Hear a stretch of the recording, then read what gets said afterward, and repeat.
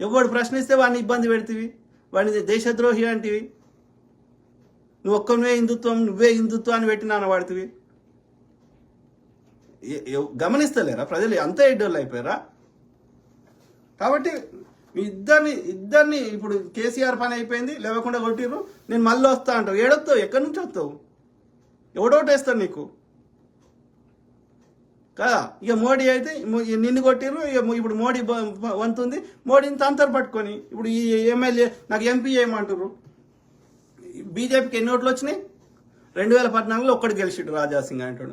18లో అంతకుముందు 5 గెలిచారు. 18లో ఒక్కడు గెలిచిండు రాజాసింగ్ అనేటోడు. మొన్న 8 మంది గెలిచారు. ఇప్పటివరకు బీజేపీకి ఒక ఏదో అంతకుముందు 6-7% వచ్చేది. ఇక ఇప్పుడు 10-15% కూడా దాటలే బీజేపీకి. ఎట్లా గెలుస్తారు? 15% ఓటు శాతం లేని బీజేపీ ఎట్లా గెలుస్తుంది? ఎక్కడి నుంచి గెలుస్తుంది? ఒక్క వాడు పసుపోటు తెస్తా అన్నాడు. ఒక్క కేంద్రం నుంచి ఒక్క చిన్నది ఏదైనా తెచ్చిండా? బండి సంజయ్ కానీ, గుండు అరవింద్ కానీ. నీ బిడ్డ ఏది వాడు పసుపోటు తెస్తాడు, వాడు తెలియదు. బాండ్ పేమెంట్ రాసిండు. నీ బిడ్డ చెరుకు ఫ్యాక్టరీ, నిజాం షుగర్ ఫ్యాక్టరీ తెరిపించిందా? నువ్వు చిన్న రాష్ట్రానికి నీ ఇంట్లో ఒకడు 4 లక్షల జీతము, ఒకడు 3 లక్షల జీతము, మొత్తం 20 లక్షల జీతం తీసుకున్నారు. కబ్జాలు ఇవన్నీ కాకుండా. ఒకసారి చెప్తున్నాడు, అదేంది సీఎం ఆడు పిఎం కేర్ ఫండ్స్ వాడు దోసుకుంటున్నాడు మోడీ. వాడి అన్న గౌతమ్ అదాని ద్వారా విదేశాలకు పంపి అదాని దాంట్లో అట్లా దోసుకుంటాడు. వాడు చెప్పడంట, వాడు పిఎం పేరు పెట్టుకుంటాడు కానీ పిఎం కేర్ ఫండ్స్ చెప్పడంట. అదే మన్మోహన్ సింగ్ గారు ఉన్నప్పుడు ఆర్టీఐ కింద వేస్తే పిఎం రిలీఫ్ ఫండ్ కింద అన్ని చెప్పేటోళ్ళు. అట్లనే మొన్న ఒకసారి చెప్తుండు, వీడు సీఎం కరోనా అప్పుడు సీఎం రిలీఫ్ ఫండ్ ఉంటే అవి సీఎం పేరు మీద రాస్తా అంటే వద్దన్నాయంట కేటీఆర్. వద్దని వాని పేరు మీద రాసుకొని వాని సొంత అకౌంట్లు వేసుకున్నారంట సీఎం రిలీఫ్ ఫండ్. ఒక్కొక్కరిని బెదిరించి అట్లా వాళ్ళ దగ్గర ఒక్కొక్కరి దగ్గర 20 లక్షలు 50 లక్షలు కూడా వసూలు చేశారట సీఎం రిలీఫ్ ఫండ్ కింద. నీ బిడ్డ 20 లక్షల వాచ్ పెడుతుంది. ఎక్కడిది? వ్యాపారం చేసినాడు. ఏం వ్యాపారం చేసినావు? ఏమీ లే.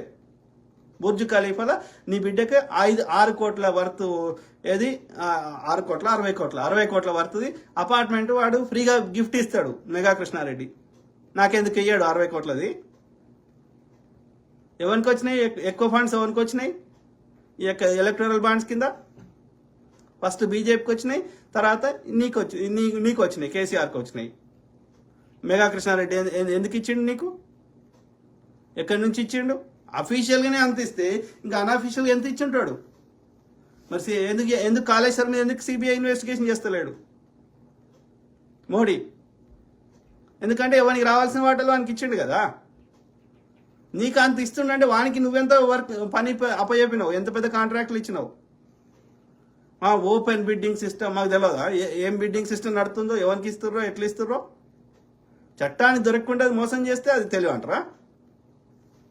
చేసిన నాశనం అంతా చేసి ఇవాళ వచ్చేసి నీకు ఇరిగే అన్ని శాఖల మీద పట్టు ఉంది, కరెక్ట్. కానీ ఆ ఉన్న తెలివితేటల్ని నువ్వు దుర్వినియోగం చేసినావు. నువ్వు ప్రజలకు మంచి చేయడానికి వాడలేదు. కరోనా సమయంలో వద్దురా దాన్ని సెక్రటరీని హాస్పిటల్ లెక్కన వాడుకుందామంటే కరోనా సమయంలో ఆగమేఘాల మీద గులగొట్టి కడుతుంది. నువ్వు సెక్రటరీకి వచ్చింది లేదు, పీకింది లేదు. ఉండడానికి ఒక భవనం కట్టుకున్నావు, పండడానికి ఒక భవనం కట్టుకున్నావు, ప్రగతి భవన్ ఒకటి కట్టుకున్నావు, సెక్రటరీ ఒకటి కట్టుకున్నావు. ఉస్మానియా హాస్పిటల్ పెచ్చులు ఉడుతున్నారా? వర్షం పడితే మనకు 4 నీళ్ళు వస్తున్నాయి. ఆ యొక్క డాక్టర్లు హెల్మెట్ పెట్టుకొని చేస్తుర్రా? ఆడ జాగ కూడా ఉందిరా, కట్టరా అంటే ఉస్మానియా హాస్పిటల్ కట్టినావా? నేను ఏం చేసినావు? అప్పుడు కాంగ్రెస్ హయాంలో ఉన్నటువంటి టీమ్స్ అవే హాస్పిటల్ని వాడు ఎయిమ్స్ అని పెట్టిండు. కేంద్రం నుంచి కొట్లాడే ఏమన్నా తెచ్చినావా? నరేంద్ర మోడీ తెచ్చిన ప్రతి బిల్లుకి సహకరించినావు కదా. ఇవాళ నీతులు చెప్తున్నావు. వాడో దరిద్రుడు, నువ్వో దరిద్రుడివి. నువ్వు రాష్ట్ర స్థాయిలో నాశనం చేసినావు, ప్రజాస్వామ్యాన్ని కూని చేసినావు, దోసుకున్నావు. వాడు దేశ స్థాయిలో చేస్తున్నాడు. నువ్వు ఒక్క రాష్ట్రంలో చేస్తే వాడు 29 రాష్ట్రాల్లో చేస్తున్నాడు. నువ్వు చిల్లర ఇచ్చినావు, వాడు చిల్లర ఇస్తలేడు. అంతే తేడా కదా. మళ్ళీ నీతులు చెప్తున్నాడు. ఆలోచించండి మిత్రులారా. ఇంకేమన్నాడు? మేడిగడ్డ గురించి చెప్పిన, తర్వాత ప్రాణాయిత గురించి చెప్పిన, యాదాద్రి, వాటర్ క్రైసిస్ అనేది ఇంజనీర్లు చెప్తున్నారు. మనకి పడాల్సిన వర్షపాతం కంటే తక్కువ పడ్డది కాబట్టి కొంచెం ఇబ్బంది ఉన్నది వాస్తవం. కానీ మనము దానికి కావాల్సిన ఒకటి మనం చేయాల్సింది ఏంటంటే ఇంతకుముందు చెప్పినట్టు కాళేశ్వరాన్ని రిపేర్ చేసుకోవడం. కానీ కాళేశ్వరం మీదనే డిపెండ్ అవ్వడం అనేది కరెక్ట్ కాదు. ఎస్, దాని ద్వారా ఎంత అదనంగా వస్తే అంత వాడుకోవాలి, అది మాత్రం కరెక్ట్. సో అదేవిధంగా అది కాకుండా చెరువులు తవ్వాల్సిన అవసరం ఉన్నది.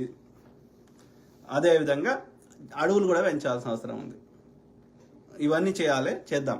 మేధావులని, ఇంజనీర్లని అందరినీ ద్వారా ఒక కమిటీ వేసి చేద్దాం. కాకపోతే ఈ ఎన్నికలు అయిపోయినాక 1 to 2 years మనం చేయాల్సి అన్ని చెప్పి చేయించుకుందాం. కాంగ్రెస్ వాడు చెప్తే వింటాడు, ఏది ప్రజలందరూ అభిప్రాయాన్ని తీసుకుంటాడు, దానికి సంబంధించిన మేధావుల కమిటీలు వేస్తాడు. కేసీఆర్ ఏం లేనిది, కేసీఆర్ ఆయన చెప్పిందే వేదం. క్యాబినెట్ అంటాడు కానీ క్యాబినెట్లో గీవినెట్ అందరు గులాంగిరి చేసేటోళ్ళే. ఆయనకి ఎట్లా అనిపిస్తే అట్లా చేసుకుంటూ పోయిండు. వాళ్ళకి ఎట్లా వానికి 4 పైసలు లాభం వస్తుందంటే ఆ పని చేసుకుంటూ పోయిండు. అంతే తప్ప ఒక సిస్టమేటిక్, ఒక సైంటిఫిక్గా టెంపర్ ఎక్కడ లేదు. ఎవడు చెప్పింది విన్నాడా? ఎవరు విన్నాడా? కేసీఆర్ విన్నాడా? కేటీఆర్ విన్నాడా? వాడు విన్నాడా? ఎల్లకాలం అధికారం ఉంటుంది అనుకున్నాడు. ఇప్పుడు పోయేసరికి ఏం చేయాలో అర్థమవుతలేదు వాళ్ళందరికీ. అది same thing with Kaleshwaram finish చేయాలి, రిపేర్ చేయించాలి, పాలమూరు కూడా ఫినిష్ చేయాలి. ఆ పెండింగ్ ప్రాజెక్టులన్నీ కంప్లీట్ చేయాల్సి ఉంది, చేద్దాం. మరి నువ్వే చేయమన్నాం. కాంగ్రెస్ హయాంలో 80% పనులు అయిపోయినారా? ఒక 10 కిలోమీటర్ టన్నెల్ తవ్వుతా అయిపోతుందిరా, చేయరా అంటే అది ఎస్ఆర్ ఏంది శ్రీశైలం లెఫ్ట్ బ్యాంక్ కెనాల్ అంటే చేసినావా కేసీఆర్? మళ్ళీ ఇవాళ వచ్చేసి నీతులు చెప్తావు. కాంగ్రెస్ అట్లా చేయదు. ఓకే, కాంగ్రెస్ వ్యక్తిగతంగా పోదు. అది ప్రభుత్వం, ఎవరైనా తెలంగాణ ప్రభుత్వం కాబట్టి ఏ పార్టీ పరిపాలించినా సరే అవి ఏవేవైతే నువ్వు ఇంకా చేయాల్సిన ఏమన్నా పెండింగ్ ఉంటే తప్పకుండా వాటిని కంప్లీట్ చేయడం జరుగుతుంది. అట్లా వ్యక్తిగతంగా చూసే పనులు కావు. అర్థమైందా? ఇది పాలమూరు చెప్పినా కదా. అన్నిట్లో దోసుకున్నావు కేసీఆర్, అన్నిట్లో దోసుకున్నావు. ఇవాళ వచ్చేసి నీతి వాక్యాలు చెప్తున్నావు కానీ అన్నిట్లో దోసుకున్నావు. కాంగ్రెస్ పంట లాస్ అయితే పంట బీమా ఇస్తా ఉంటుంది. ఏమంటున్నా 3 నెలలు అనేది వెరీ షార్ట్ టైం. అట్లా 3 నెలలను బట్టి నేను ఒక పరిపాలన మీద నిర్ణయించలేం. అర్థమైందా? కాబట్టి 1 to 2 years టైం ఏమని పదే నేను రిక్వెస్ట్ చేస్తున్నా. తప్పకుండా ఇచ్చిన అన్నిట్లో దోసుకున్నారు. గొర్రెల పథకంలో దోసుకున్నారు, A to Z దోసుకున్నారు. మళ్ళా ఎట్లా నీతులు చెప్తున్నావు కేసీఆర్ గారు? రెసిడెన్షియల్ స్కూల్స్ ఏదో అంటున్నాడు. ఆ రెసిడెన్షియల్ స్కూల్స్లో తిండి విషయంలో ఏదైనా ఆలోచించాలి. ఎందుకంటే ఈ రెసిడెన్షియల్ స్కూల్స్ కూడా పాలిటిక్స్కి వాడుకునే ప్రయత్నం చేస్తున్నారు. అక్కడ ఎందుకు మనం గవర్నమెంట్ బిల్లులు కట్టినప్పుడు వాళ్ళకి ఫండ్స్ రిలీజ్ చేసినప్పుడు సరైనటువంటి ఫుడ్ పెట్టాలి. అక్కడ లోకల్ ఉండే వార్డెన్లో అక్కడ ఉండే వాళ్ళు 4 పైసలు మిగిలించుకొని పిల్లలకు సరిగ్గా తిండి పెట్టకపోతే కలుషితమైంది పెడితే ఒకరి మీద చర్య తీసుకుంటాం. మళ్ళీ ఇంకో దగ్గర అది కావాలని పొలిటికల్ బెనిఫిట్ కోసం చేస్తుర్రా, ఈ వేరే నిజంగా నెగ్లిజెన్సా తెలియదు కదా.